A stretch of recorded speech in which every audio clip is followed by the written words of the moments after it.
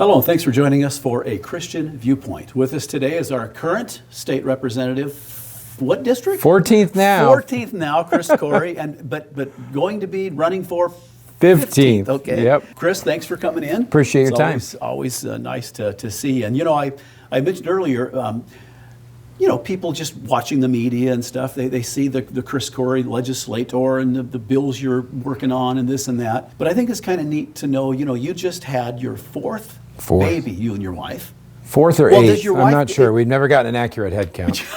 But somewhere you're still under 10. Under 10. Okay. So 4. Now, how old? How old are So your kids? we have 13, 10, 7, and 2 months. Oh, my goodness. Well, congratulations Thank on the you. 2-month one. How do you, a 4 kids, I remember when I was considering doing what you're doing, running for office many years when my family was young. Is that tough sometimes being an Olympia when you got 4 now at home? I mean, how do you balance that? So most of the credit goes to my wife.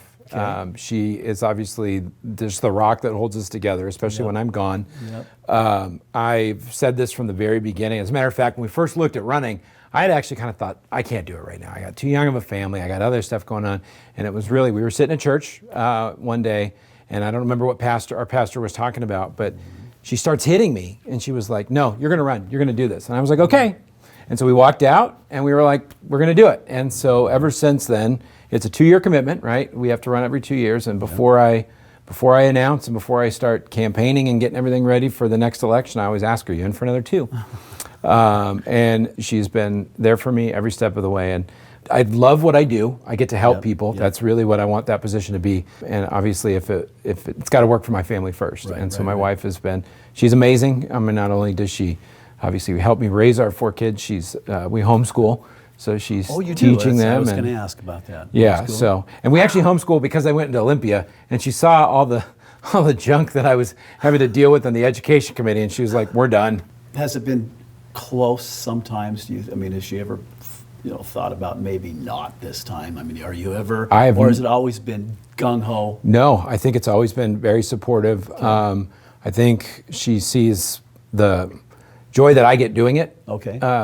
And I think she realizes the importance of it. Yeah. And it's a challenge on our family, but there's also a lot of opportunity for my family, right? I think my kids have gotten to see and interact with state government in a way that you just don't get unless you're in the thick of it. So we've used it as a learning tool as much as we can. So you bring up public education. That's your work. So that's one of the sticklers in my. I think today, and this is Skip talking, not Chris, but I think one of the worst things you can do, if not the worst for a child, is to send them to the public education system. Now that doesn't mean that there's not some good teachers. Although to me, it would be very tough, Chris, as a born-again Christian, with the values I have, with the junk that's being taught and allowed in our public schools. Now, it would be very, very tough to last very long because I couldn't stay silent about that, and I surely couldn't teach revisionist history, and all the junk. So tell me what's going on that front. And there must be a reason you are homeschooling and not public schooling. Yeah. But so talk about that a little bit. Let me hear Sure, you. sure. So it's interesting because we were West Valley School District. Yep. We had 2 kids at Apple Valley at the time. Okay. We loved our teachers. We loved our school district. We actually liked the curriculum. They had done a good job. It wasn't woke. It wasn't biased. It wasn't teaching my kids every day like it is now. And I'm not sure what's going on in West Valley currently, but I'll get back to. I want 2 points here. One was our message was primarily to Olympia. It was we pulled our kids out, and I loved our teachers. Our teachers were really disappointed we were pulling out, and we let them know it's not about you, it's about the state. Yeah. And it was what we saw in Olympia was OSPI and state legislators basically telling us that they were going to co-parent with me and my wife in our kids' education. Sure. Yeah. And so us pulling our kids out was that ended up being a much larger group, a small number to say, you're not going to take my kids. And so that was first and foremost, that was that piece. I think the destructive nature right now is not the local schools and it's not the teachers. A lot of these guys are really just trying to do the right thing. Correct. It is the mandates coming out of Olympia that are so one-sided. We have completely usurped local control, which if you look at our state laws, school districts are supposed to be the governing bodies. and we keep layering on. And what they've done is they've used money as a method of control. So they say, you do this, or we'll take away your funding. Right. And that's what we're going to have to keep fighting on to try to remove that. But it's also imperative that parents are involved in their school districts, whether it's on the school board, getting on the curriculum committee so that they can call these things out. Because a lot of times you've got schools that are like faced with this untenable obligation of, okay, how do we meet these state requirements without buying into all this? And I've seen my local school district, West Valley, really try to make an emphasis on we're going to comply as much as we have to, but we're going to do it in a manner that protects parental rights. Good, yeah, So that's where school And there board is, members. and you're right, you mentioned West Valley, so there is still a lot of control district by district, which is good. But you got to be paying attention. That's the but key. the arm of the federal government, both from DC and Olympia, is so oppressive Yep. that it's very tough. Which is It's really just- why we need to break up that monopoly. Yeah. School choice is coming around the country. It's not a conservative liberal issue. Right. It's not a Republican Democrat thing. It is broadly supported. And I think you will see that move here in Washington soon. So tell us things, okay, maybe combine some key things that you have been working on that hasn't been completed, something you want, and then goals of yours coming up if you win again. Where are you right with unfinished things or accomplishments? Yeah. Let's go over that a little Well, we've had this ongoing discussion around emergency powers. Okay. And we all saw during COVID just the authority that the governor had unchecked in basically the way our laws were written around emergency powers. So I will continue to fight for the legislature, the people, to have oversight over the governor in long-term emergencies. Good. Right now we don't have that. We're trying to get that. We've had a lot of obstacles from the majority party, the Democrats, because it's their guy. And so I've always come in and said, like, what happens on the flip side? What happens if a Republican governor gets elected? Do you want them to have carte blanche power? I don't. I don't want any I don't want any branch of our government to have more power than another two to hold them in check. Sure. And that was what we saw with COVID, was that we had just carte blanche power that needed to be checked. COVID reared the ugly head of the left. And Well, their love of just power and Well, just the manipulation. control. And I mean, it's weird how quickly we forget, but I remember the time where I couldn't take my kids out to dinner in Yakima, but I could drive up to Ellensburg, and yeah. they were allowed. I mean, that type of stuff. We got to make sure that doesn't happen again. So that's one. One of the things that I'm now the ranking Republican on the House Appropriations Committee. So that's the committee that writes the state's budget, the main budget, the operating budget. And I continue to stress fiscal restraint, tax relief, and planning for the future. And so that's going to kind of be my continual push. We've got some good things in our state and our state laws around budgeting and having a 4-year balanced budget outlook. That's good for the people. It's good for transparency. But what we need to do is we need to stop this continued growth in spending. We've doubled our state budget in over 10 years, and I haven't really met any household that's doubled their budget in 10 years. No. And so we've got to get back to the core functions of government, not bleeding out to all these different priorities, because the storm clouds are on the horizon. We will have a financial turn. Right. And my goal is enough savings to weather the storm so that we can help people that we need to help without it just being this huge, government bureaucracy. One of my key concerns, Chris, is as a Christian, is the blessing of God on our nation and on what we do. And in Jeremiah, you read when Jeremiah was pleading for Israel. God had it with Israel, and Jeremiah was pleading with Israel, with God, have mercy one more time, blah blah blah. And God said, even if Moses and Samuel appeared to me right now, and along with Jeremiah, obviously, because Jeremiah's there. So we're talking 3 big guys here. Moses, Samuel, and Jeremiah. My mind's made up.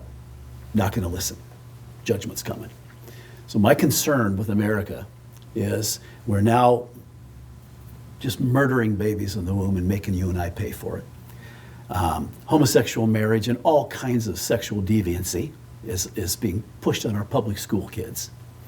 And you look and you see the country is now you can't even keep track. Is it 35 trillion in debt now, or how many trillion? It's probably more. Yeah. And I always summarize it by thinking, if a nation is 35 trillion in debt, then obviously God is not blessing that nation. And so That's my concern, are issues like that. And so let's just put those all in one page. Where are you on the abortion and the LGBTQ stuff? Where are you on those issues? Well, I've always been and will continue to be a voice for life in Olympia, whether it's standing up for our crisis pregnancy centers, which last year there was a huge push by some of my Democrat colleagues. They wanted to shut them down, and they were very vocal about it. Oh yeah, and I remember that. Yep. One of the things that I've been able to do is I build relationships in Olympia. I don't agree, I don't compromise on my principles, right. but I build relationships so that I can have conversations with people to get to the heart of where they're Right. coming after. Okay. And on the abortion one, when they were, I had a couple of my colleagues say, we're going to shut these down. And I called them and I just asked a question. I said, why do you want to shut them down? Mm-hmm. And they gave me basically talking points from Planned Parenthood. Of course. And I said, well, what if I told you that that's not actually what happens at a crisis pregnancy center? And I said, why don't you come out? And I have yet to have one take me up on the offer. Mm-hmm. And I said, why don't you have one come out and you can see what they do. My wife and I volunteer there. We donate money to our local one. They're not what you think they are. They're not what you're being told by a side that wants to shut them down. Right. And I said, and if you don't want to take one from me, why don't you find somebody and have them go in just as a person from outside and seek those services and find out what happens. Because Okay. I don't think it's what you're being told. Mm-hmm. And I said, if you shut them down, you're talking about groups that help moms and dads Right. and go through one of the toughest times of their, toughest Correct. places, the stress, the scare, the worry. What am I going to do? I can't afford a baby. I don't know how to do this. We walk them through that. And I said, it's not a pro-birth center. They don't get them to birth. I said, they help them afterwards. We help them with finances. Mm-hmm. We teach them all these things. I said, you're going to remove that and tell me what the replacement is. Yeah. And that kind question. of changed it. And so this year, ironically, they ran a bill that they were saying would target these crisis pregnancy centers by going after the ultrasound techs. Mm-hmm, mm-hmm. And they thought they had those dastardly crisis pregnancy centers. Yeah. And ironically, I started calling around to ours and then talked to the state chapters, and they were fine with the bill. They were like, we do all this already. Mm-hmm. And so I think it was funny when the bill came up for a vote. I think the Democrats were shocked because we stood up and said, yeah, this is good policy. And they assumed that we would just be fighting it. And it's like, no, Right. we want safe, we want these places to be operated under medical supervision and have all that proper stuff. So there's that. I mean, as far as it comes to social movements in schools, we are currently failing. That we call woke. Yes, The woke. The woke agenda. stuff in schools, where we're moving away from teaching kids reading, writing, and arithmetic. We're spending all this time. Currently, the results are abysmal. We actually are now, for this year, again, waiving a lot of the graduation requirements in the name of COVID, because kids just aren't meeting it.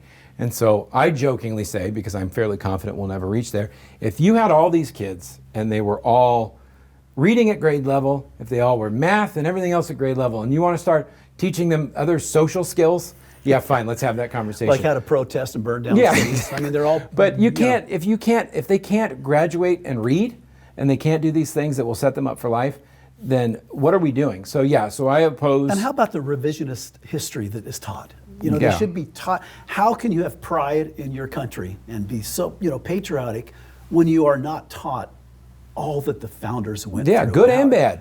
Yes. Absolutely. No, I agree. You should tell it to them straight. We have those conversations with my kids all the time, that we are striving for a more perfect union, that Right, we that's made right. mistakes in the past, and we acknowledge those, but we can't live in them. Right. You can't use that as a cudgel to, demonize or excuse, right? And that the scariest thing for me in all of that is the loss of self-agency that we're teaching these kids. Mm-hmm. We're teaching certain kids that you're an oppressor just based on the color of your skin. That's right. And we're teaching other kids That you're oppressed. that you're a victim. Right. And that you have no agency, and then it's going to take the government to come in to help you. Yep. I mean, what kind of That's world real are we racism. setting? That's Yes, real absolutely. racism What kind of world right are we there. setting up for these kids? Yeah. If you constantly tell somebody you're a victim, everything's out to get you, the system is rigged against you, Right. they will believe it, Yep. and they will find that discrimination around every corner, whether That's it exactly exists or right. not. Chris, the real racists are on the other side, the Democrats. The Republican, I never even I don't talk about racism. We're past that in America now. The only ones that need to keep the racism alive and fan the flames is the left. Well, it's all about division. It's all about division and their voting bloc, and to continue to have their constituency think that we're nothing but racists on this side of the aisle, when we're not the racists. It's Yeah. not. It's the We want to lift exact everyone opposite. up. We want Yeah. people. Yeah. Nope. It's absolutely it's insane ridiculous. what's being. Yeah. So I got a question for you. You are state rep. This will be What term is this? I'm in my third term, Okay. so I'll be running for the in fourth. fact, pre-question to my question. Tell us about the redistricting. How did that end up? That you were 14th, now you're 15th. Does it help you? Does it hurt us as conservatives? Speaking of racism, you're going to jump back. We're gonna jump back. I mean, it's it fundamentally ties in. part of this whole thing, right? So Okay. every 10 years, states redistrict their Right. legislative maps. It's and part of the census. It's normal. Correct. And so, as part of that, Washington's actually one of several states that I think has the best system for redistricting. Okay. We have a bipartisan redistricting commission. So there are 2 Republicans, 2 Democrats. They're appointed by the caucuses, so they're not sitting. So they're not rhino legislators. Republicans. They're whoever gets nominated on 4 sides, and then there's a 5th non-voting member, and they all have 3 of the 4 have to agree. A lot of states, it's majority rules, Republican or Democrat. So if the Democrats are in control, they write the maps. And as you can imagine, human nature says you're going to write maps to favor your political priors. Of course. And on both sides, I think that is scary. Now, obviously, one side would probably be a little more comfortable with it than the other. Right. But I think in terms of self-government and self-restraint, which I'm a big fan of restraining ourselves, because I know I've watched human nature, and I think we need laws that limit our own power and influence just because the tendency to fall and slip, I think, is too great. So we have a good system. They all get together. They spend about a year, 18 months about putting together maps. 3 of the 4 have to agree. So typically it means a lot of bipartisanship. It means that you're not slamming one side or the other or doing those. So they created this map. The old 15th, soon to be the new 14th, was a majority minority district. It was about 53% voting age Hispanic and about 70 some odd percent total population Hispanic. A lawsuit was filed by Democrats and funded largely from out-of-state attorneys and lawyers that said that district diluted the Latino vote, that it intentionally cracked Latinos so they couldn't elect Democrats. Because their argument was Latinos want Democrats. That was their argument. Latinos want Democrats. Okay. So through this lawsuit, a Democrat-appointed judge from the federal bench said, yes, that's true, so we're going to redraw the maps. And basically the plaintiffs redrew maps to favor Democrats. Now, they weren't coy about it. They weren't shy about it. Actually, they were so brazen that they actually reduced the Latino population in the district. So now instead of it being 53, it's about 51. And what they did was they made it more white Democrat. So you think about the people, we're going to come save you. Yeah. And so to me, what blows my mind is you can't have if racial dilution is a problem, right? The fundamental lawsuit was you've diluted my race, so I can't elect who I want. The remedy can't then be more racial dilution. Right. And you can't just make it up with white Democrats. So that's what we're faced with.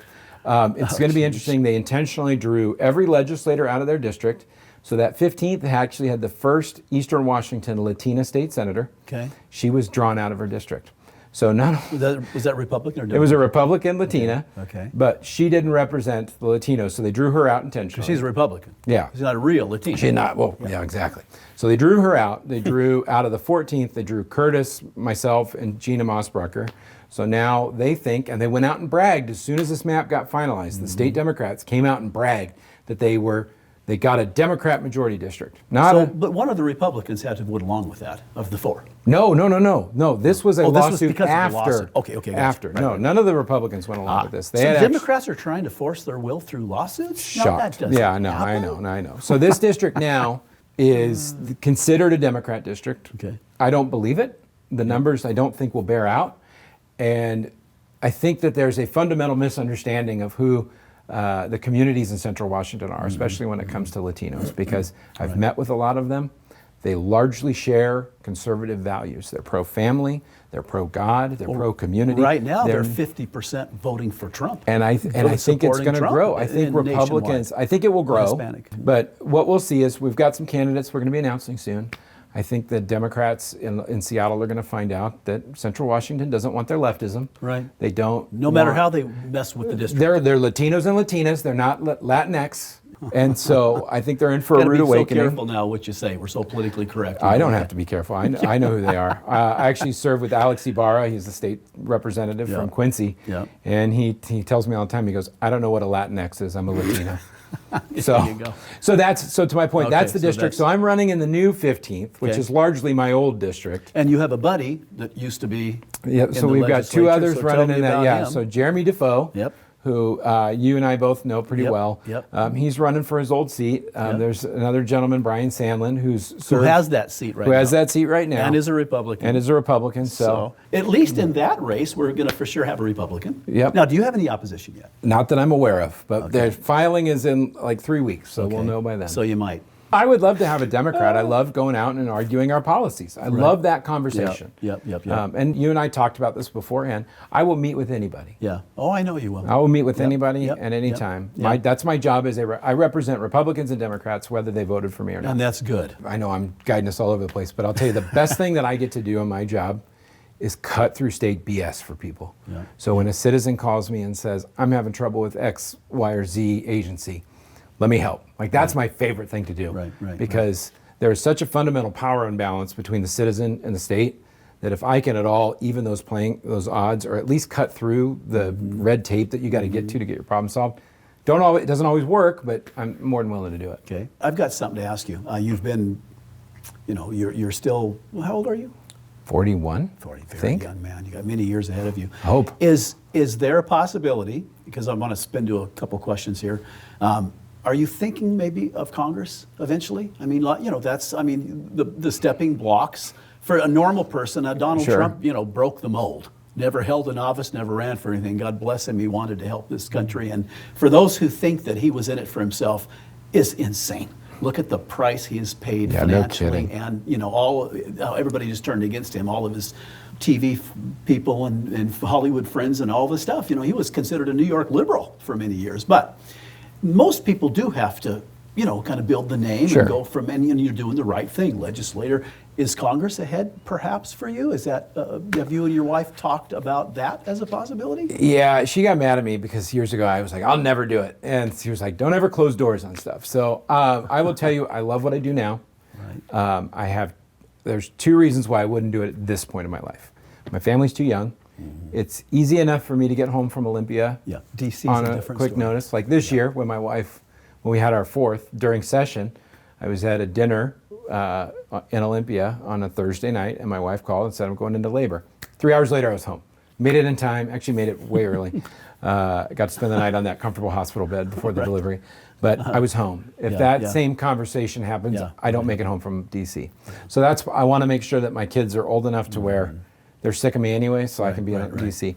That's one. The other thing that, honestly, this is probably the more pressing thing that concerns me, is it feels so broken over there that I'm concerned about what it would be like going into that environment. Because to me, for all of Olympia's problems, and we've got a lot, one of the things that I like is that we still play within a good set of rules about how we engage with each other. Right. So we'll go after each other on policy, but it does not tend to get personal. And in DC, it's not. And I think the reward structure in DC is you're promoted by throwing bombs and being on the media. Yeah. And that's not good for the American people. And I'm worried, I don't necessarily think I would become part of that, but I'm worried that the incentive structure is there for that. So I'm not saying no. I love what I do now. I love being in the Yakima Valley. And obviously want to make sure my kids are raised enough with their heads on straight enough that I can leave and not have to worry about them. Yep. Jay Inslee, what is it like working with him? Now, I want you to hold nothing back. What do you think about him? What makes him tick? Just tell me about him. So, and we're on a Christian show. And so Christ, watch your language. Jesus may have me hold back a little bit. He is a DC-style congressperson as governor. And what I mean by that is he resorts to name-calling. He resorts to insults. And it's very much, there's not a lot of collaboration. And for all of my policy disagreements from Christine Gregoire, I came in after her, obviously. I had Jay. The amount of comments I get from people that would say, we disagreed with Christine or Governor Gregoire, but she was in here talking to us. And I've heard that. Jay is the exact opposite. Yep. Unless you are either helping him or his cause, he has no time for you, you don't see him. And that's disappointing because I have really good relationships with most of our statewide officers. Even if we disagree on things, like I can still call and we can make pitches, we can argue about stuff. It just has always been, and it started for me during COVID, when we challenged his gubernatorial authorities, his unchecked executive powers. So I was one of several legislators that sued him. Oh, And okay. his first comments was that I was trying to get mothers sick and killed on Mother's Day. Of course. And Yeah, I'm of like, course. Yeah. listen, you can go off on me on the policy why, and I'll be fine with it. but But don't make it personal like Yeah, that. yeah. But that's, they always that's do. too far. That's the far left. That's what they do. It's just, and that's Just so lies, that's and the liberal frustrating media part. repeats the lies. How close are we, Republicans in this state, to actually getting to having a majority? I mean, to me, Chris, what would be so hard, if I was in your shoes, is always being in the minority and always seeing the things that you hold dear. Sure. You lose, and having all the left-wing crap forced upon you. How close are we? There was a time a few years ago when it was like 25-24, one of the branches. So where are we? What are the numbers now, and what do you think about the future of us ever wresting control legislatively? So I think I'm largely hopeful. You're absolutely right. It sucks being over there and just having some of this thrown at you. Yeah. I jokingly tell people my job is to stop the worst stuff so that only the bad stuff goes through.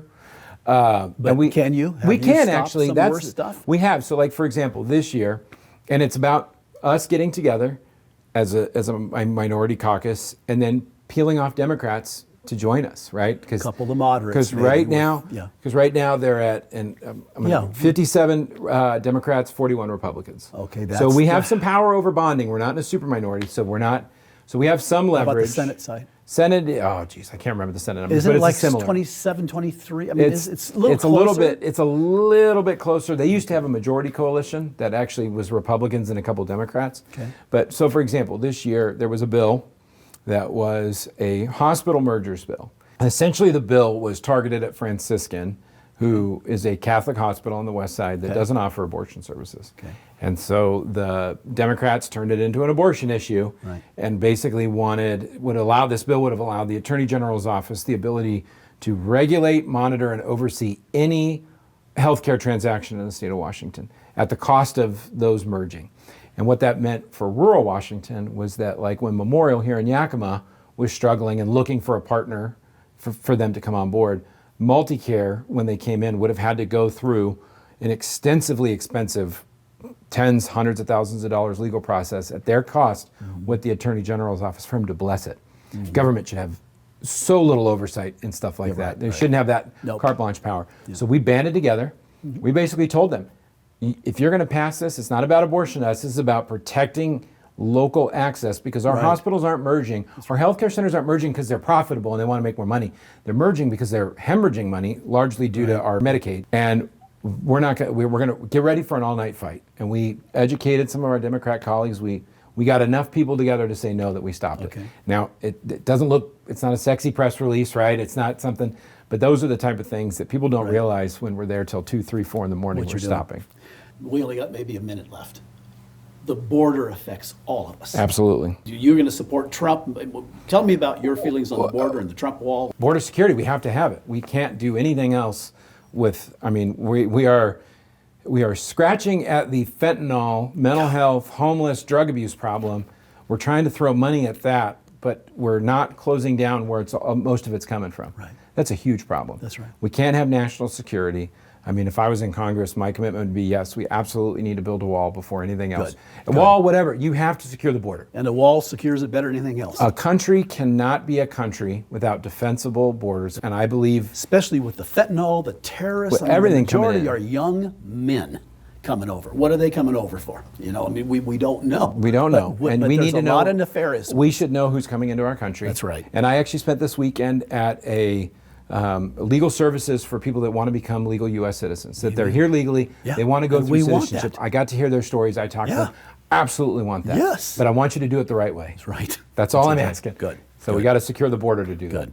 Thanks for coming in. I just think it was neat to be able to see a different side, maybe. No, I love that. that. See your personality and know that you're a great guy like we know. Thanks for coming in, Thank Chris. you. And thanks for joining us for A Christian Viewpoint.